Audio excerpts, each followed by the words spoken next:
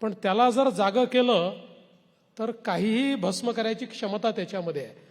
त्याच्यामुळे मिशन मोडवर यांना आणणं हे महत्त्वाचं असतं. आणि म्हणून 100 दिवसाचं मिशन हे आपण त्यांना दिलं की ज्या माध्यमातून प्रत्येक विभागाने त्या संदर्भातले आपले गोल्स तयार केले.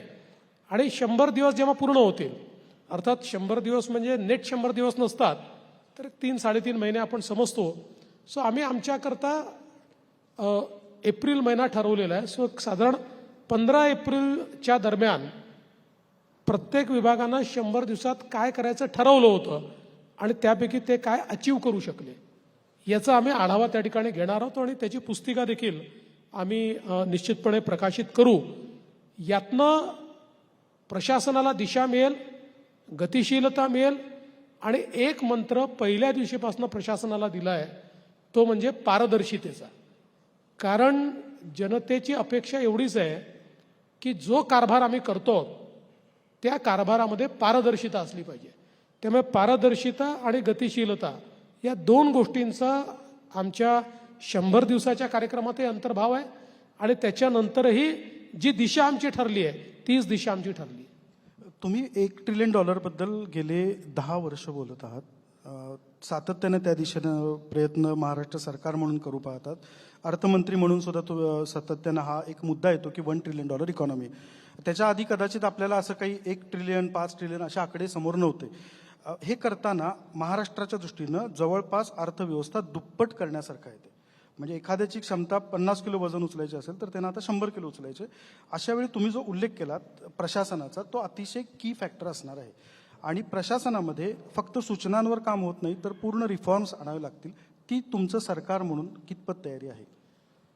पहिल्यांदा तुम्हाला एक आकडा मी सांगतो, म्हणजे आपल्याला कुठे जायचं आणि कसं जाऊ शकतो, म्हणजे इज इट रिअली अचिवेबल.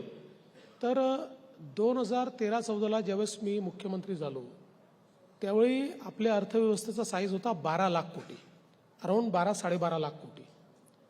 2019ला ज्यावेळी आम्ही दुसऱ्यांदा निवडून आलो, सरकार नाही बनलं पण दुसऱ्यांदा निवडून आलो, तोपर्यंत 5 वर्षामध्ये आपला साईज झाला होता 25 लाख कोटी.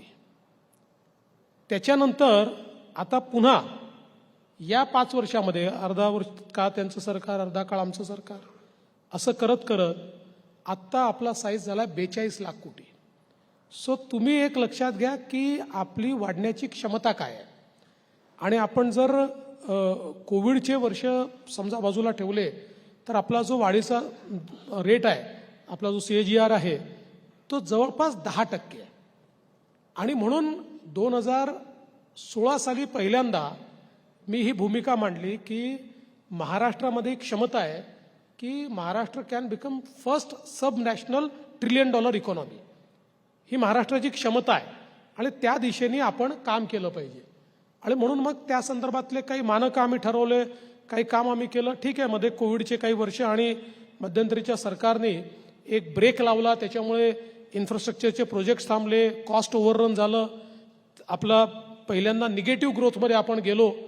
पण त्यानंतर पुन्हा सरकार आल्यावर आपण ती गती जी आहे ती मोठ्या प्रमाणात वाढवलेली आहे. सगळ्यात महत्त्वाचं काय आहे की आज आपण जर बघितलं तर स्पीड ऑफ ट्रॅव्हल आणि स्पीड ऑफ डेटा या 2 गोष्टी अशा आहेत की ज्याच्या आधारावर पुढची आपली गती जी आहे, वाटचाल जी आहे आणि ग्रोथ जी आहे ही त्या ठिकाणी ठरणार आहे. आणि म्हणून या क्षेत्रामध्ये आपल्याला एकीकडे इन्फ्रास्ट्रक्चरची निर्मिती करून एक मोठं नेटवर्क असं तयार करायचं की ज्यातनं आपण ग्लोबल सप्लाय चेनचा भाग झालो पाहिजे. त्याकरता लॉजिस्टिक्स ज्याला आपण म्हणतो त्याकरता चांगले रस्ते असले पाहिजे, चांगलं पोर्ट असले पाहिजे, चांगले एअरपोर्ट असले पाहिजे. या सगळ्या गोष्टी आपण त्या ठिकाणी आपल्या अजेंड्यावर घेतल्या. आणि अर्थातच स्पीड ऑफ डेटा हा देखील महत्त्वाचा आहे. म्हणजे आज आपण 5G लॉन्च केलेला आहे, आपली फायबर आता गावोगावी पोचलेली आहे आणि त्याला लिव्हरेज आपल्याला कसं करता येईल. खरं म्हणजे आपण आता असं म्हणतो की अलीकडच्या काळामध्ये ऑइल हे पूर्वी आपण असं म्हणायचो की ज्याच्याकडे ऑइल आहे तो जगावर राज्य करेल. आता आपण असं म्हणतो की डेटा ज्याच्याकडे आहे, डेटा इज न्यू ऑइल, आणि डेटानी ऑइलची किंमत सरपास केलेली आहे.